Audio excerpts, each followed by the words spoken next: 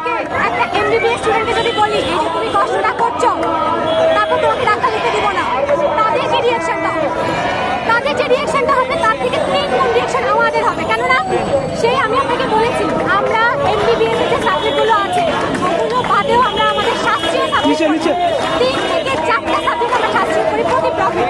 আমরা এত কষ্ট করার পরেও, আমরা এত খাটনি খাটার পরেও তাহলে আপনারা আমাদের কেন ডাক্তার এবং আমাদের পার্শ্ববর্তী হোমিওপ্যাথি কলেজ ডাক্তার লিখতে পারছে কাউন্সিল দিয়ে দেয়। আমাদের কিছু চাই না, কাউন্সিল এক দাবি নিয়ে আসছি, এই 5 আগস্টের পরে আসি নাই, 35 বছর ধরে এক দাবি নিয়ে আসছি, এক দাবিতে অনড় থাকবো। কাউন্সিল দিয়ে দেয়, আমরা আর এই রাজপথে আসবো না, আমাদের প্রয়োজন হবে না রাজপথে। যদি কাউন্সিল না দেয় তাহলে সেক্ষেত্রে আপনাদের পদক্ষেপ কি থাকবে? আচ্ছা, কাউন্সিল যদি না দেয় তাহলে আসলে অধিকাংশ আমার বন্ধুরা অলরেডি বলে ফেলছে কাউন্সিল পাওয়ার জন্য যদি রক্ত দিতে হয় আমরা রক্তও দিব, কিন্তু কাউন্সিল নিয়েই ছাড়বো। আপনার নাম পরিচয়?